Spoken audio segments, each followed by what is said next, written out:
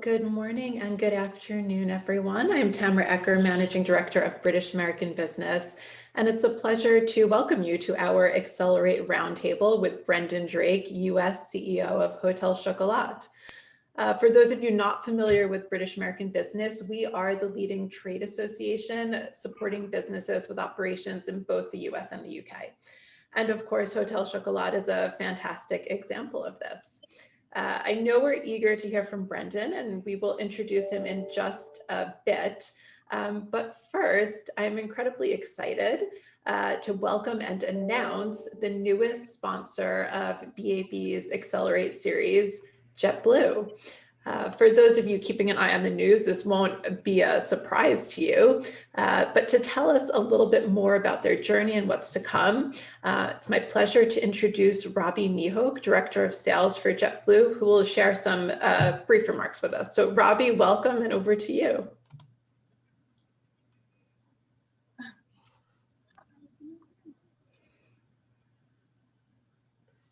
Hello, can you hear me? We can. Awesome. Thank you so much. We've had a few technical difficulties this morning, but I am delighted to be here and to join all of you at the British American Business Association.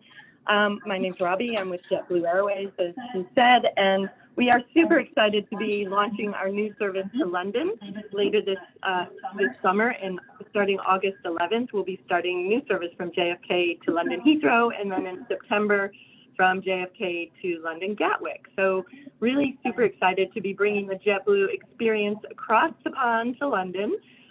We are delighted to also be launching with a brand new state-of-the-art aircraft, the A320LR, and bringing our JetBlue product with new Mint suites. Every business class seat will have a door and a 6'5" lie-flat bed and free Wi-Fi for the entire aircraft, incredible meals, by our new partner DIG. In the core economy cabin, customers will be able to select and build their own meal, which is super unique, and also bringing live TV across the pond for everyone at no cost. So just a really great experience at really affordable, competitive prices. Just something that JetBlue's known and loved for is our disruptor model, where we bring a great product at a great price. So excited to be a part of this group today and to be joining all of you. So thanks so much for the opportunity, and sorry for the technical delays there. No, thank you, Robbie. We're so thrilled to be partnering with you and JetBlue. It's a great product. I'm excited to test it out when I can, next get over to London. And for all of you, keep an eye out, because we have some, we will certainly be raffling off some flights over the course of the year. So that'll be an opportunity for everyone to experience the new offering. So thanks, Robbie. Good to see you. Now, just a few logistics before we get going. So in terms of the next hour, Brendan will kick us off by delivering about 10 minutes of remarks, followed by a discussion which will be moderated by BAB Accelerate Committee member Abigail Greystoke. Questions from the audience are, of course, always encouraged. Please use the raise your hand feature or drop a note to Abby or me in the chat and we'll come to you. But if you're not talking, please do keep your microphone on mute. As a reminder, and to comply with privacy laws, when you registered for this event, we asked if you would like to opt in to sharing your contact details with the group. We will circulate contact information after the program. If you forgot to answer or if you changed your mind, please put a note in the chat just letting us know that you're opting in. So I think that's it for the logistics. It's now my pleasure to introduce Abigail Greystoke, Deputy Chief Executive of the British International School, to introduce Brendan and facilitate our discussion. So Abby, over to you. Good morning, everybody. Thanks, Tamara, and thanks, Robbie. What a wonderful intro to talk about my two favorite things, air travel to the UK and chocolate. I feel like I'm in my element. So thank you for that. It is really my pleasure to introduce today Mr. Brendan Drake, who's the US CEO of Hotel Chocolat. I'm not really very surprised to see so many in attendance, given the subject matter, and how lovely it must be to spend your days working on a product that gives such pleasure to so many, and a product that is so well known and so regarded already in the US, thanks to the great work of Brendan and his team. Beyond the quality of the product and its broad appeal, it's a real pleasure to invite Brendan on behalf of Accelerate to share with us what brought him to Hotel Chocolat in the first place and some of the twists and turns along the way of bringing a brand like Hotel Chocolat to the market here in the USA. I'll remind everybody that you can submit questions in the chat and raise your hand, and we will look forward to coming to your questions after Brendan delivers his remarks. Thank you very much. Over to you, Brendan. Thank you, Abby, and thank you for having me on today. And it's great to see a lot of friendly names and faces of people out in the British American business community. So just some brief background. So prior to joining Hotel Chocolat, I'd spent my entire career in banking in both Australia and in the UK. My stint in the UK was around 7 years, and I'd worked with both Bank of Scotland and Barclays during that time, and was responsible for large portfolios of retail customers, and they included the likes of Lush Cosmetics and Sports Direct, which are obviously well-known British brands. But managing this type of client base provided me with many great insights, which have proven invaluable down the track. And at the time, the then CEO of Lush Cosmetics, Andrew Geary, is now the chairman of Hotel Chocolat. And so he's my, I guess, entry into Hotel Chocolat. And so myself and Andrew had kept in touch post my time in the UK. And when my wife and I decided to move to New York at the end of 2017, Andrew asked me, would I be interested in helping to roll out Hotel Chocolat in the US, I guess off the back of having worked closely with me during my time and connection with Lush Cosmetics in the banking side of things. So at the time, though, when we moved to New York, I had a very secure job lined up with Macquarie, an Australian investment bank. And but Andrew persuaded me to come over and meet with the Hotel Chocolat board and management team, which I did. And to be honest, I was very impressed with the caliber of the people, their strategy and their vision. And so flew back to New York and told the guys at Macquarie that I wasn't going to take up their offer, and they thought and said I was crazy, which at times I probably thought as well.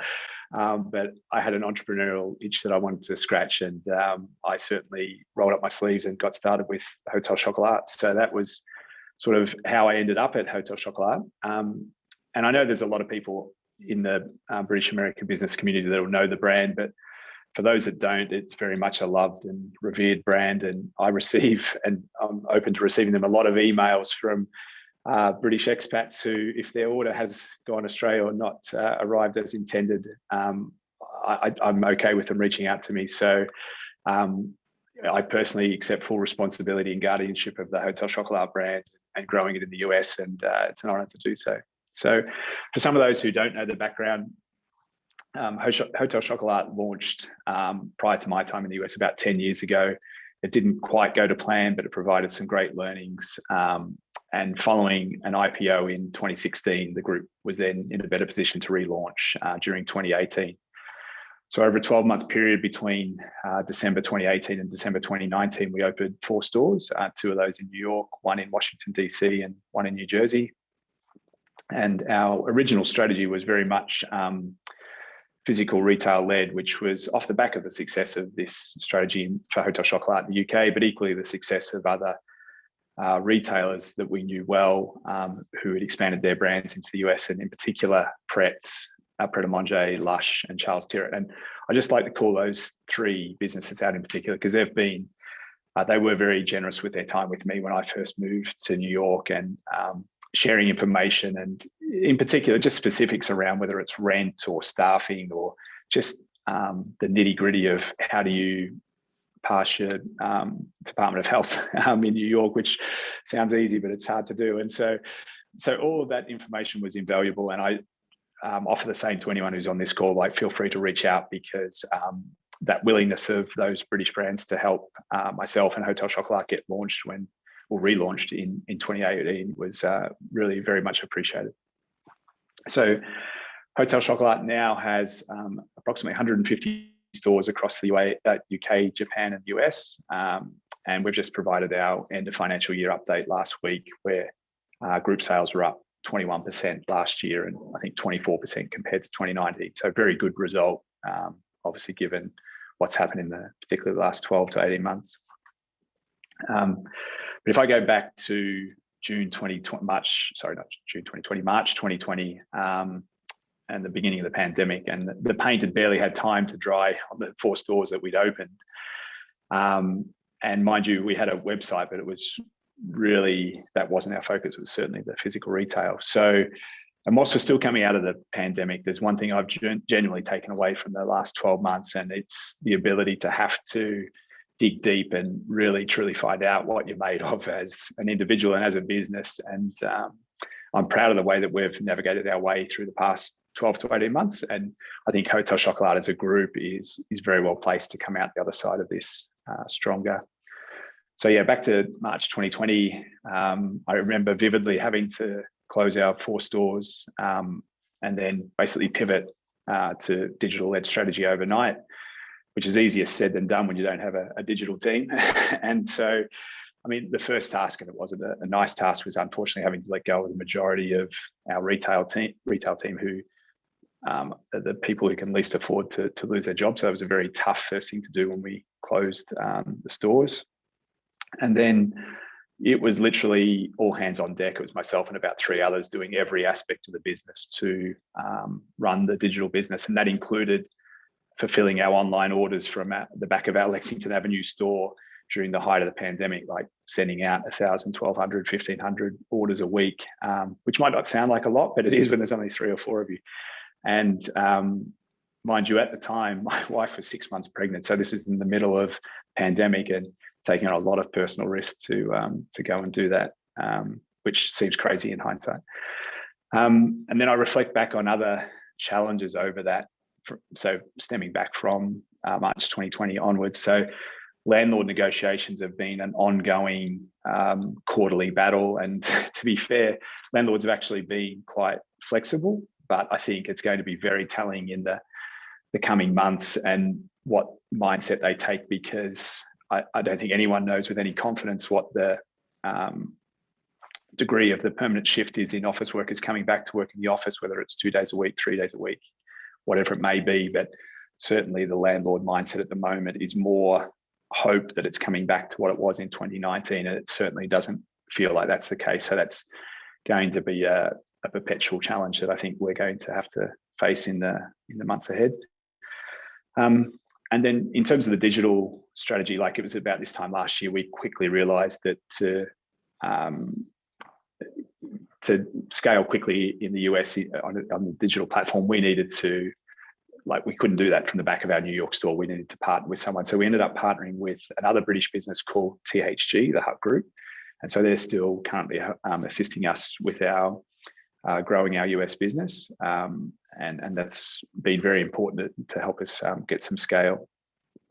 And so our online strategy has been very much led by the Velvetizer, which for those who don't know the Velvetizer, it's our home hot chocolate making machine. So think, I guess, Nespresso, but for hot chocolate. And that particular product was so successful last holiday season, we'd sold out of it by the 1st of December, which was a great problem to have. But we then had to revert to doing pre-sales. And it's fair to say that was a disaster because we got caught up in the global shipping delays, which are still being felt and are going to be felt for some time. And there was a backlog of orders and it did not go well. So to try and mitigate that risk this year, we've already got a large supply of Velvetizer stock in our warehouse with more on the way. And so we'll be well stocked up ahead of this coming peak period.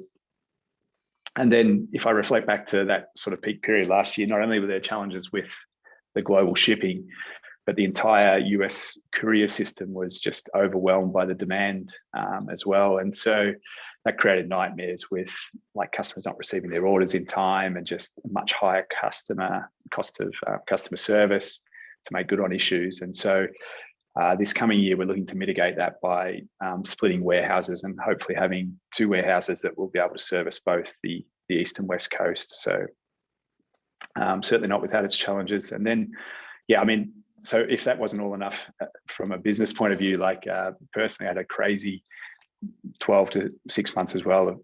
Our first child was born, Leo. I mean, he's been fantastic and a blessing in disguise, like the perspective that he provides. But then, unfortunately, my mother passed away very unexpectedly late last year. And I mean, that was very tough on top of everything in the middle of all this. So yeah, I think that's just all of these things combined in a very short space of time. Excuse me. They really test what you're made of. Excuse me, and they definitely provide perspective of what's important and 100% sharpen your focus.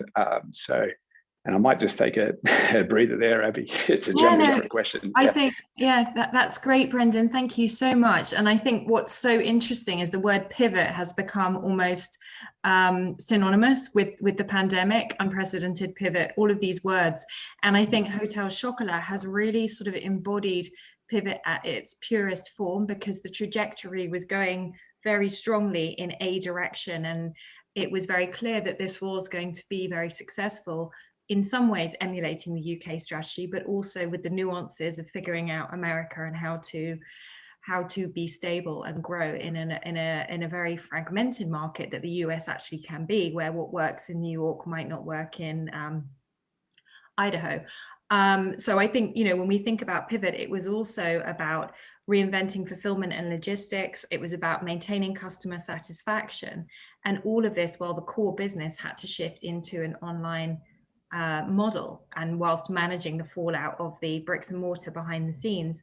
So I do think, as we look at our own sectors and the things that we're involved in, the success of all the organizations that are still standing, and some of them obviously showing great growth like yours, Brendan, is a real testimony to what humans and teams, innovation and kind of discipline can do in the face of things that really could never have been projected with all the modeling or consultancy in the world. I was going to ask you a little bit while we wait for some questions also from the audience, but you mentioned about the partnership with THG. And I wondered for organizations who might be sort of at the brink of that type of growth as well, how do you identify when the right time is, or what were the triggers that let you know that it was the right time to take on a partner? And then how do you qualify with whom you move into those partnerships with? Because obviously it's your own brand, and there's a lot of kind of worry and nerves about doing that. No, absolutely. And I think that it will be different for every business. Like for us, we didn't have the resource or the infrastructure in place to scale as a digital business, because we started as a physical retail-led business. So, if we had have started as a digitally led business, we perhaps wouldn't have ended up partnering with THG, because we had put our attention and our capital into a different area.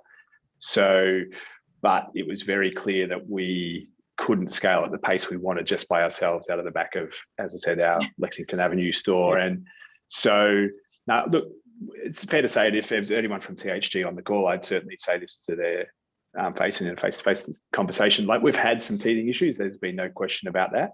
But I've been very pleased with the way that they have responded to that. And we're working very collaboratively together to solve the issues that we've faced. And to be fair to them, I mean, these are not issues just unique for us. I mean, as I said, these logistics and fulfillment challenges, that's the same for everybody who's running an online business. So And when you think, thank you, I think, yeah, exactly. And you're right that the want is for all of us to try and say, hold on, this worked really well for Hotel Chocolat, let's do it over here for this brand at this stage. And that depending on all those really nuanced factors can make a difference on who you partner with, when you partner, and what that partnership should look like.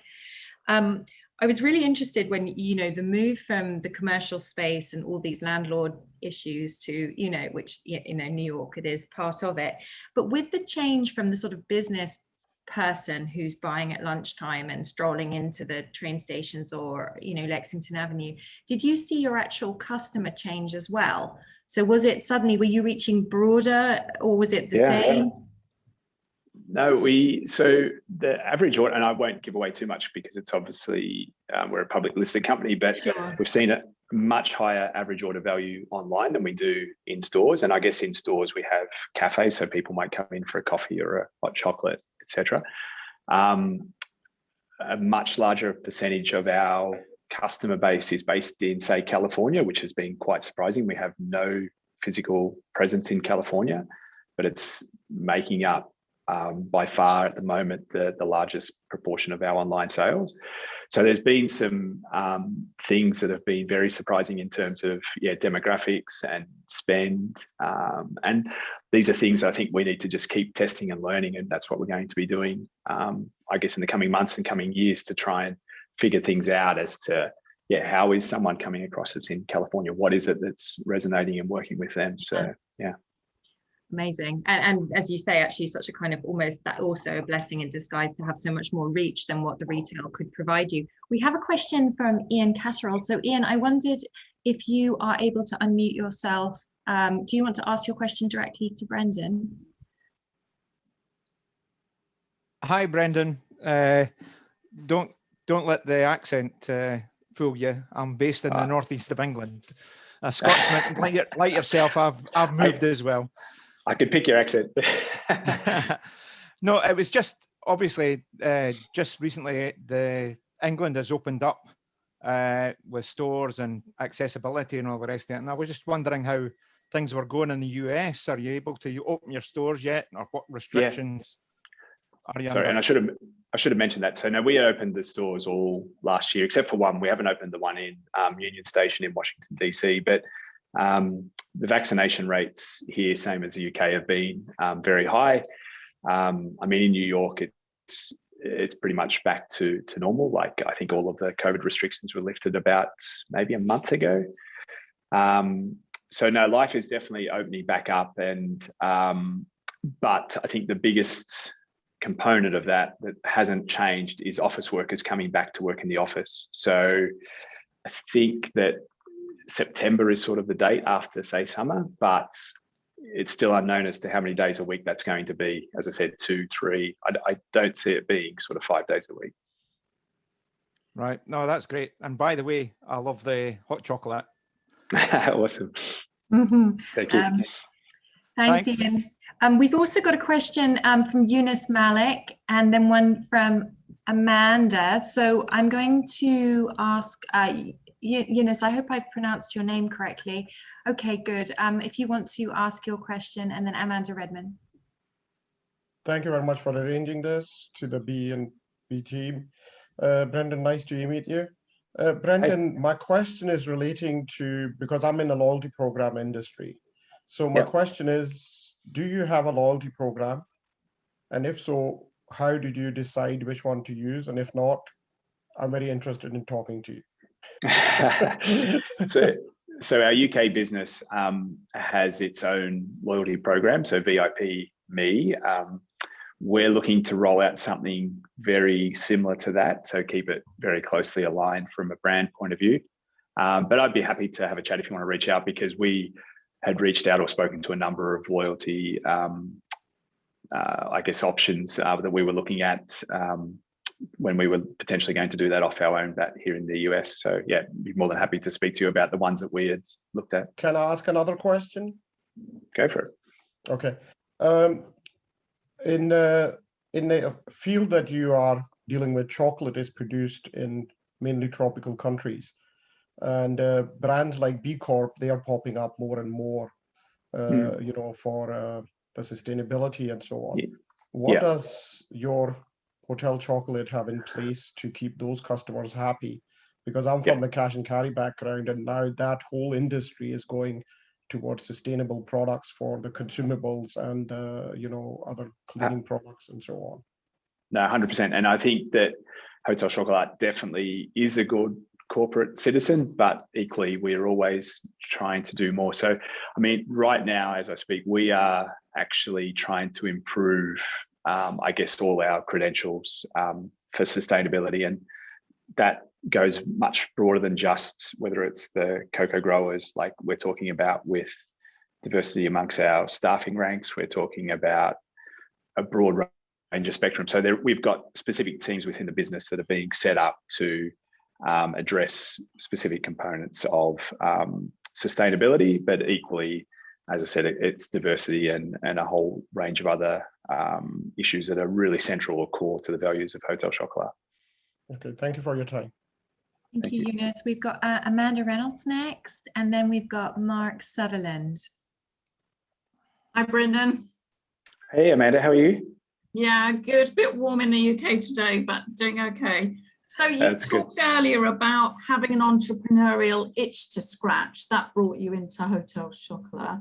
And I Yep. just wondered if you could share with us, since the pandemic hit and you had to pivot overnight, what entrepreneurial skills you had to really draw on to lead your business effectively through this? I mean, that's a great question. What entrepreneurial skills? I think problem solving is honestly the number one. You've just got to be able to think on your feet and become resourceful. And yeah, like there's times where you don't have an immediate answer or solution for something, but you've got to find a way to get it done. So I think that, yeah, just continually dealing with problems and trying to have multiple options to solve them. But I do also reflect back to, and these conversations that I had with the likes of, say, Pret and Lush and Charles Tyrrell when we were getting set up, I think that whenever you're entering into any of large contracts, and that could be around, say, leases for property, always look to protect the downside. So you're trying to manage the risk as you're going into these large potential liabilities. And so that if worst case scenario happens, which it has, what could you do to get out of it if you needed to? So I think that's a really important thing. So that flexibility to be able to pivot, I think is crucial as well. Thank you. We're going to go, I've totally lost my, who did I say it was now? It was Mark, I think, Mark Sutherland. And then we're going to go to Christina at Dyke Yaxley. Well, hello, Brendan. Good to Hey there. hear from you today. Greetings from Missouri, central the U.S. Fantastic. Very interested in, I mean, being a food-based industry, what's some of the unique challenges that you face as moving food into the U.S. And then also follow on from that, any challenges that are created right now with no FTA in place and how you're navigating that kind of environment. So the first one, like moving chocolate around is tough, but in the middle of summer, it's so difficult. And so, I mean, like we are just trying to refine and hone our packaging all the time to try and shift chocolate in the summertime. It is tough. And what industry are you in, Mark?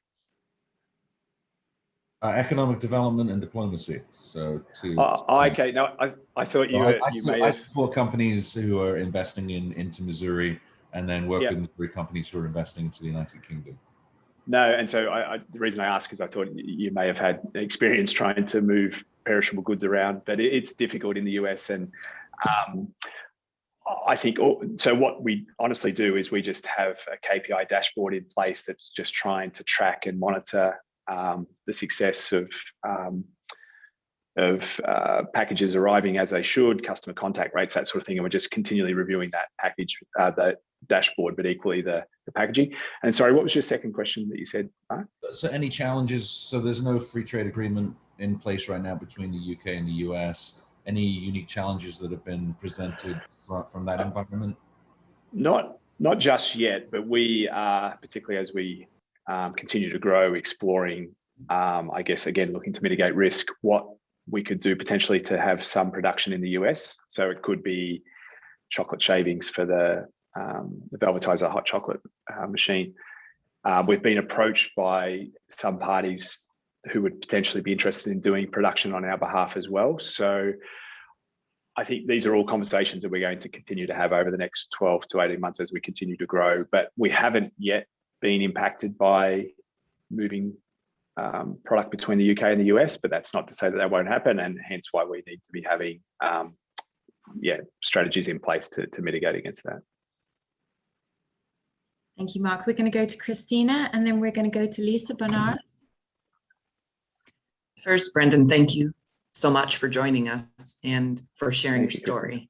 It's always great to hear, and especially in these unprecedented times, how you've been able to get through and the success you've had.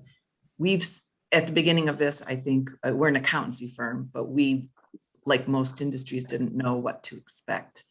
And now looking back and being in the business development part of our firm, we saw many companies still coming to the US, which was really encouraging. Some of them were service-based because you can operate out of the UK or another country without opening an office, but many were also e-commerce.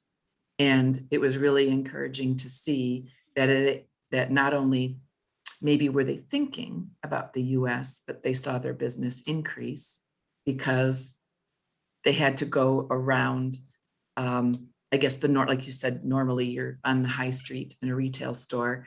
So approaching business in a new way has led many to an expansion in the US that they either planned later, were thinking about, or they sped it up. So it's really great to see. And when I'm in the UK, I stay in a little Shropshire town called Shrewsbury, and we have a Hotel Chocolat right on Lloyd's Hill on the high street, which I visit quite often. That's when fantastic. I'm there. Yeah, and we also did a lot with remote working with our remote workers. We don't have a huge team, and so we'd send little packages of surprise to their homes. That's fantastic. Thank you. And a lot of times many times they were Prosecco and That's brilliant. Really, thank you so much again for sharing this. It's really, it's been really great to hear, and it's encouraging as we're still getting through this. Thank you. And so I think we're going to go now to Lisa Barnard, and then we'll follow up. Hi, Lisa. Thank you very much. I'm Lisa Barnard of Island Illustrated London News. We're a content marketing agency. So I was really interested in your journey from bricks and mortar to online, putting online first. Obviously, you've been on online for ages and you do great stuff there. And I'm one of your typical buyers who might buy at King's Cross or Marylebone, for a mother-in-law or somebody, but don't actually buy online. And I just wanted to know what's been your biggest game changer in acquiring new customers online? Is it the customer experience? Is it the offering? Are you throwing lots of money at paid media? What is it that's really allowing you to acquire new customers online? I think that's a $1 million question that everyone is trying to solve. And very, very honestly, it is very much about test and learn. So you're allocating budgets to just continually test and learn. So some of that will be in paid social, and we'll have different audiences within, say, Facebook or what have you. And we're just doing different lookalikes or that may be similar brands to Hotel Chocolat and trying to target customers that way. I mean, that has been very effective, and I'm sure you'll see it yourself on your phone, like you all of a sudden see an ad from someone when you've searched for something similar. So that's been very good. Paid search, absolutely. Again, we allocate a certain budget for that, and again, target certain geographical locations based on how we're doing in those locations. Affiliates has actually been quite good for us, and I think that's something that we will continue to tap into further. I'm not sure we've really even scratched the surface yet with affiliates, and we do need to be careful about protecting the brand with affiliates. So we'll be very selective who we partner with and the offers that we put out there. And we haven't even yet really tested things like, say, influencers. I'm still a little bit skeptical about how you can track and measure that. So I think at the moment we've been fortunate enough to get some free PR from some high profile people who have put articles out about the Velvetizer, like putting it in their must-have list for last Christmas or holidays. I mean, that's invaluable. I'm apologising if there is anyone on here who's from PR, but we haven't had any success yet with a PR firm. So we're trying to get PR almost at the moment free. But I think any of that is excellent. And what's been very successful for Hotel Chocolat in the UK is that TV series. I'm not sure whether anyone here or whether you saw that last year. The US featured in that for one episode. So I think if we can get more of that type of content onto US TVs, that would be very helpful. But yeah, I mean, you're obviously in the game and you know how difficult it is. It's not like, I think sometimes, just throwing money at something is not the answer. You've got to be very selective and really test and learn and calculate it and how you go about it. But I'd love to hear your thoughts on how you go about it as well. Oh, well, I could spend a long time talking to you about that, but I'm very happy to do my many pearls of wisdom. So no, but yeah, please do reach out. Yeah. Thank you, Lisa. So we're going to move to Robin Twyman and then on to Shannon White. Hi, Brendan. My name's Robin. Hi, Robin. I'm out in Seattle. Very good. Good morning, early good morning from us. Yeah. So thank you very much for your presentation today and explaining Hotel Chocolat's story in the US. Could you sort of talk through why you decided to establish the physical presence where you did? Granted, it was pre-pandemic, but also sort of picking up your comment that after transitioning or pivoting to online, you discovered that your biggest market was California. So is that likely to evolve? Again, granted, but the things are still opening up. Yeah. So the first part of that was largely, I think, based around the success of the likes of, say, Pret and Charles Tyrwhitt. So that was all sort of East Coast based. I mean, Lush have obviously expanded right across North America. So that influenced it. But I mean, again, we talked about this in hindsight, it's easy to say, but I mean, New York's a very expensive place. There potentially could have been softer launching pads versus the East Coast. I think also part of it was the proximity in terms of importing product from the UK. So direct to New York, New Jersey is obviously much easier. I mean, yeah, again, hindsight's a wonderful thing. We should have been a digital business from day one. We probably would be a year or two ahead of where we are at the moment, but it has been a blessing in disguise. And in terms of what will happen going forward, I can see us opening probably larger footprints, but doing them in the major or the most popular states. So whether that's California, Texas, Florida, even if it was in Washington, at Seattle, and I've also learned this from another business based here in the US, using larger stores as almost a distribution center as well as a way of moving product quicker. So you can have major warehouses, but you can have mini satellite distribution centers set up across the US. So I think that would be something we potentially be looking to do in the next, say, 2 to 3 years, have a handful of those across the US. Thank you very much, and good luck. Thank you. Going to go to Shannon White and then to Alison Lomas. Hi there. Hopefully you can hear me. Forgive me, I am in my garden. Such a beautiful day in the UK.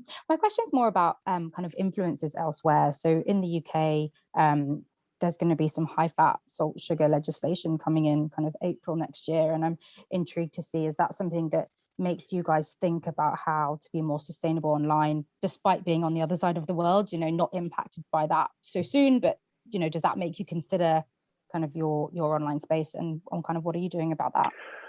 Well, if it's specific to sugar, so we are very much, one of our mantras is more cocoa, less sugar. So we're already in a very good space with respect to that.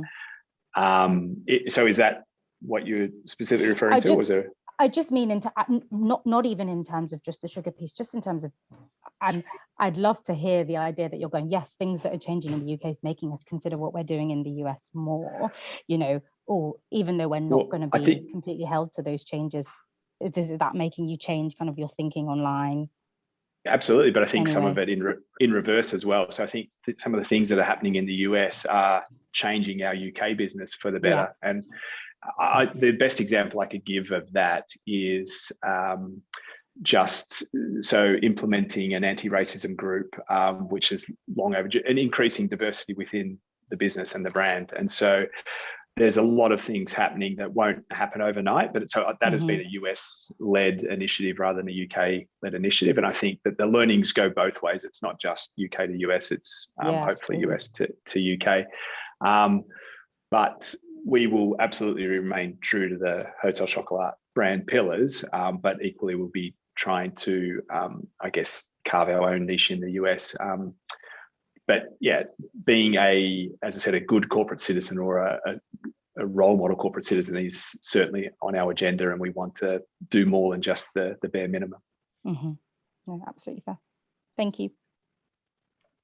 So I think we're going to move on to, sorry, I'm just going to, lots and lots of questions. Jonathan Strasberg, you have a question. I'm happy for you to ask it if you don't mind.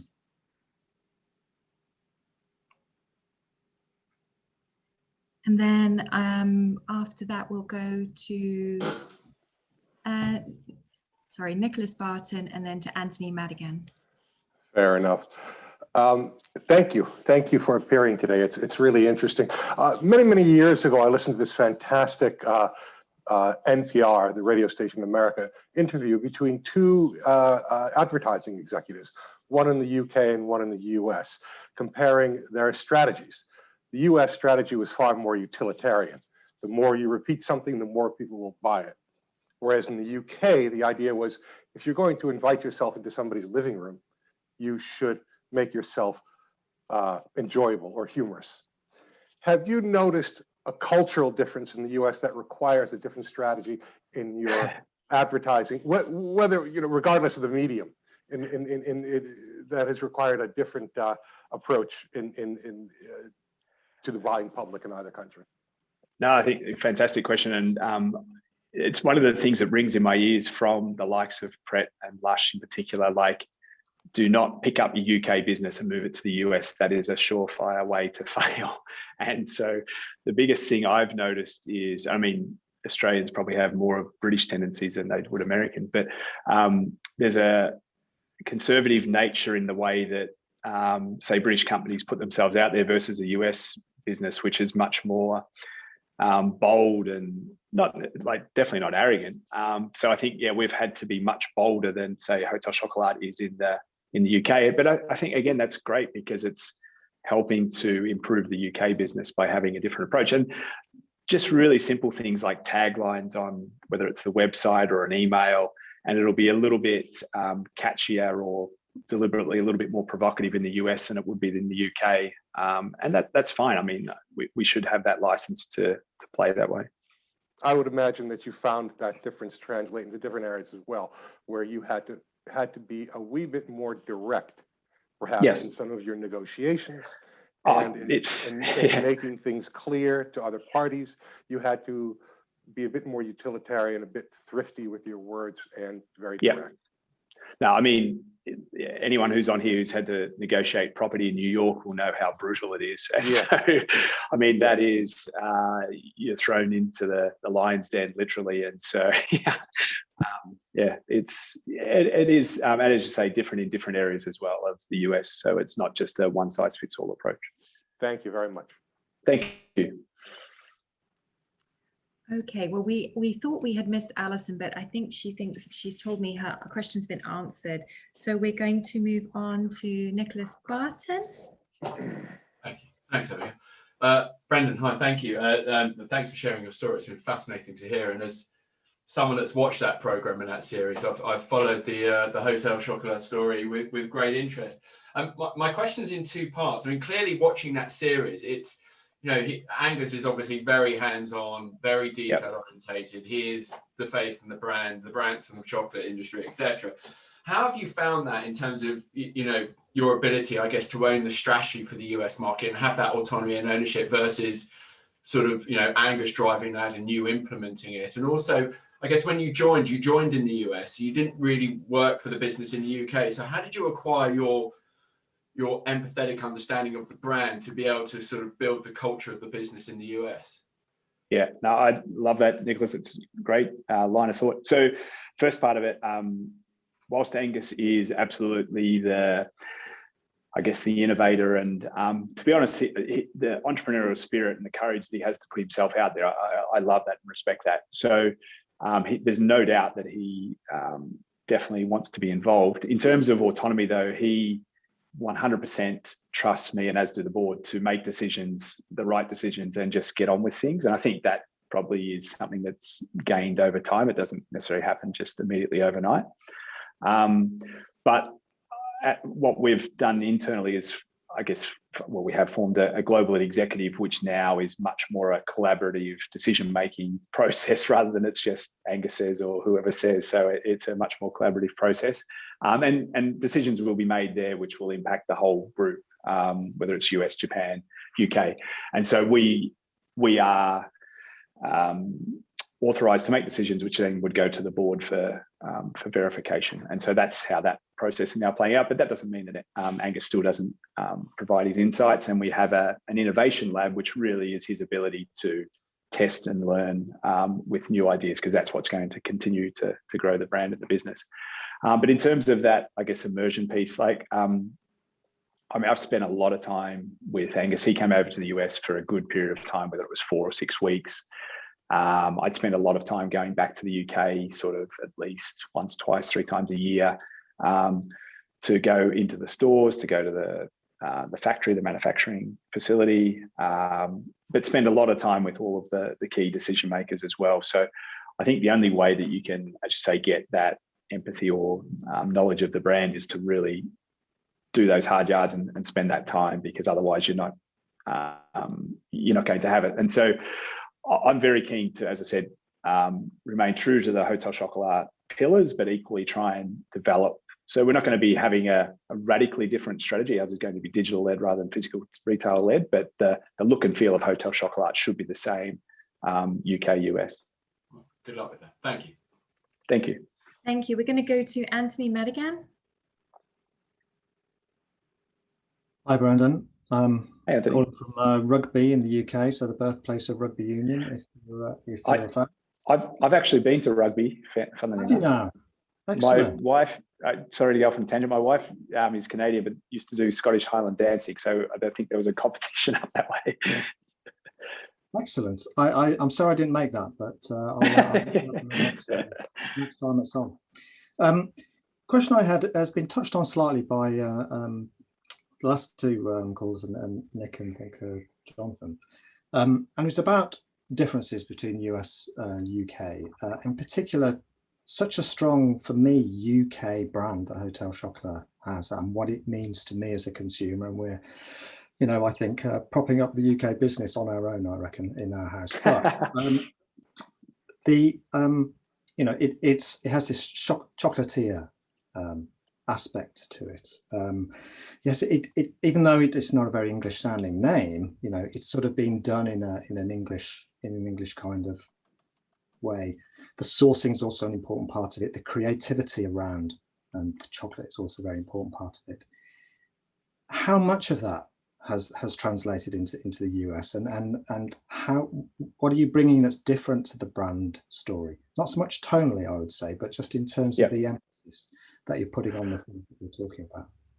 Yeah, no, I think it was probably, to begin with, 95% of everything you're talking about. And now the nuances that are changing are whether it's different flavors. So testing different, I'm just trying to think of a really basic example. It might be doing a peanut butter and jelly, or it might be doing a maple pecan chocolate. So just different flavors of chocolates and testing those in the market, see what works and what doesn't. But we don't want to lose the British aspect. But I think also the other part we need to, certainly in the US, be very cognizant of is we have a hotel and a cocoa estate in St. Lucia, and St. Lucia's proximity to the US is obviously very, very close. And so I think 80% of the St. Lucia, the hotel guests come from the US. So I think the connection between St. Lucia and the US is going to get stronger and stronger. That doesn't mean that the British connection won't remain strong. It's just that there's a real, the US and St. Lucia business, I think that'll be the link in the years to come. Okay, that's great. Thanks a lot. Thanks, Anthony. So we've got a few more minutes left of Q&As if anybody's got any final questions. Otherwise, I know, Eunice, you have another question you'd like to ask, and I know that Tamara also does. So we'll go to Eunice first, give everybody a few more minutes, and then Tamara will hand over to you in a moment, possibly to close us out. Thank you again. Brandon, I'm about to become your best friend, because in our loyalty program, what we offer is specifically what you've said, that because of other businesses, we tried many marketing companies and it wasn't working the way we wanted.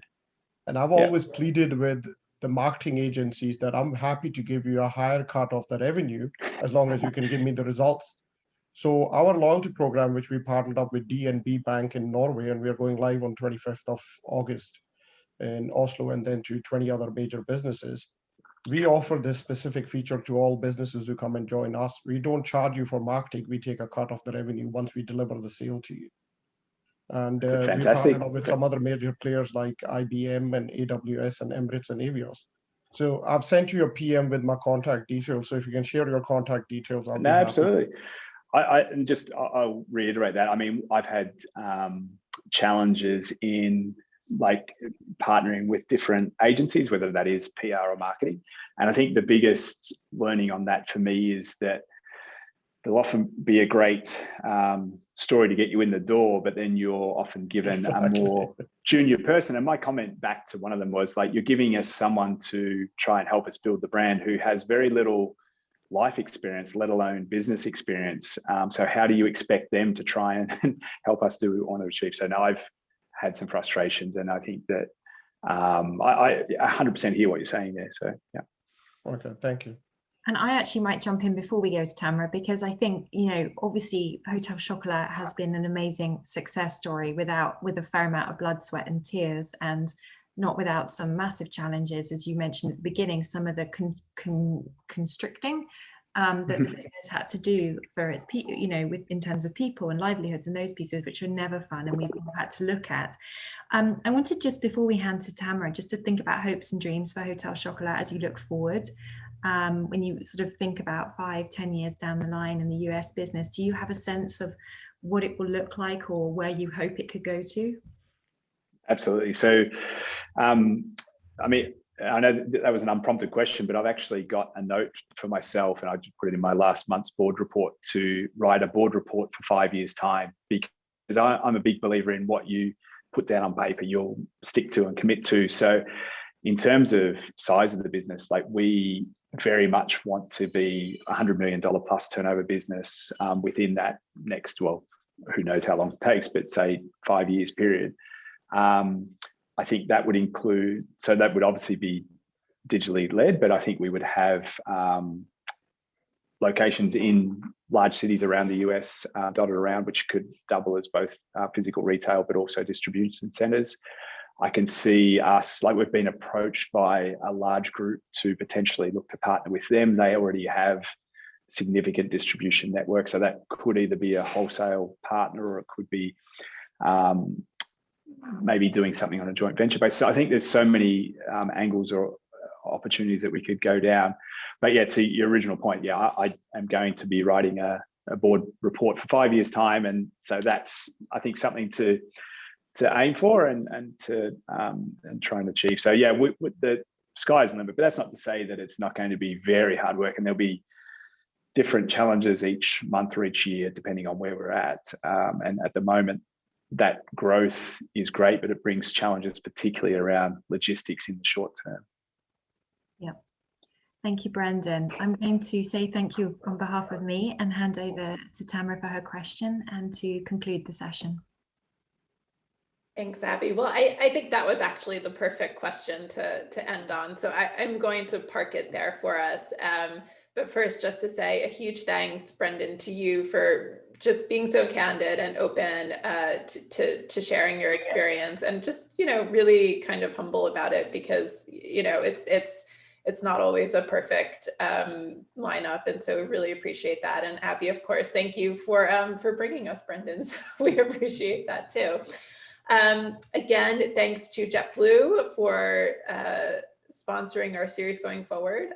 Who knows, we may even one day see Hotel Chocolat on a JetBlue flight. Yeah. You know, I kind of like it. Good connection. Yes. So, you know, with that, our Accelerate programming will break for the summer. Our plan, just so you are all aware, is to offer in September an in-person networking reception, both in New York and in London. So please look out for those in your respective cities. You know, pending local health advice, we will plan to do that. And have a wonderful summer, everyone. Thanks so much. Thank you. Bye. Thanks, everyone.